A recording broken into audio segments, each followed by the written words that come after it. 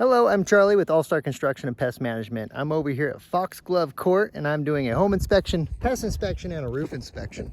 So in this video, we're going to be kind of talking about some of the things that we're referencing on the report. This is just a kind of a shot. Obviously, I'm starting off up on the roof. There is kind of a lot of debris in some of the gutters, and just in general needs to be cleaned out. Also, you don't want the debris to be building up in the valleys because that can potentially lead to leakage. Those are kind of high volume areas, and as the moisture wants to come down, if it comes in contact with too much debris, it could potentially lead to leakage. So you can see that the shingles, you want to try to minimize foot traffic up here, especially when it's on a really hot day. You'll notice a little bit of aggregate kind of coming off some of the edges, and that's probably from foot traffic up here on hotter days. If it was hotter up here, I would be a little more hesitant on jumping up here like this. But you can see that the roof is holding up pretty well. This is a 50-year shingle, which is, it's nowhere near that. I think the house is only around 15 years old. There is a couple areas where I would just prune back the tree. You don't want those branches to be able to sway in the wind and start hitting the roof. That could prematurely rub off some of the aggregate and lead to premature failure.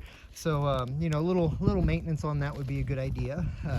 Structure overall has a really excellent attention to detail. The landscaping and just the attention to the finish work is really nice. You'll notice, you're starting to get some wear on the driveway. Some of that initial staining is starting to wear off.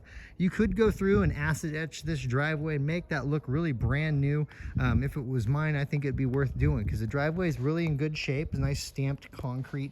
It does have just a couple small cracks in it in a couple different areas, but overall it's holding up really well. So bear with me, I'm gonna get down off this roof now. I've gone through the electrical. The electrical around the structure is all in pretty good condition. There is one electrical outlet right now that currently doesn't seem to have any power going to it, and that's the one over here on the little wall, right over here on the side. So that'd be something maybe for an electrician to review. You'll also notice that there's we're gonna have a comment about a little bit of settling. You can see the grout line right here. That was kind of the original height or elevation of the concrete slab, and then over the years it's kind of settled just a little bit. It probably did most of its settling initially within the first couple years, which is pretty typical. It's unlikely that's going to settle a whole lot. I don't see a lot of recent settling. It probably settled before the work for before a lot of the tile work was done. So there is a little bit of cracking right here. You can see where that joint is, so that might be where the slab had given way. Maybe that's illustrated a little bit by the one over here on this side. It does have Trex composite decking, which is nice, low maintenance material.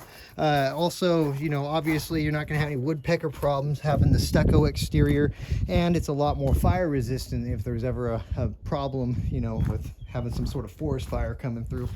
It does have one of those California necessary Generac generators, which is nice. This is an automatic transfer switch, so you don't have to worry about anything. When the power turns off, that's going to automatically kick on for you. There's a little bit of earthwood contacts underneath the deck. Drifting soils kind of come in contact with some of that. It just needs to be redistributed and maintained there. On the back side, one of these decking boards has broken off. It looks like it's probably underneath here, but you can see it cracked off over here on the corner. This piece is just kind of sitting here right now. Let's see if I can zoom this out so you guys can get a little better view of what I'm pointing out. So this is a really nice Generac generator. It's a 16 kilowatt, and so that's going to be enough to run the majority of the house, for the things that you're wanting to run if and when the power goes out and PG&E decides it gets too windy and they just cut the power off. That's a lot of fun. So it does have a split system. It's got two HVAC setups throughout the structure. There is a little bit of exposed shear wall over here. I will recommend on the pest report adding a piece of flashing across that so no water and moisture can build up there. On the inside, you'll see, I'm going to walk you guys over there, but you'll see right here, we have a crack coming down. It looks almost like maybe moisture's getting into the structure, probably right here on the corner of the deck where it comes into the structure. And we do have some damage to some of the shear wall back behind that, and I'll show you where that is. But water looks like it's been finding its way, most likely off the top of that beam, kind of feeding itself in. So what needs to happen is it really needs proper flashings installed. Hang on a second, because it's this corner right here, and you'll see some pictures, but we're getting quite a bit of fungus. Right now it's kind of damp. Let me look through this vent here. Yeah, you can see that is that corner, and so that's the corner where that beam, that ridge beam, is tied in. And I don't know if we have any structural damage to the ridge beam or any of that, so we will have a recommendation for further inspection. This is kind of a hard fix. You know, we have to pull the stucco off from the exterior, and then replace this damaged shear wall, replace whatever needs to be replaced up top, make sure that the proper flashings are installed so this doesn't happen in the future, wrap everything, and then put it all back together. And that includes re-stuccoing it. There's also a grinder pump underneath here, and we do have some evidence of subterranean termites. It's not just evidence, they're actually active subterranean termites.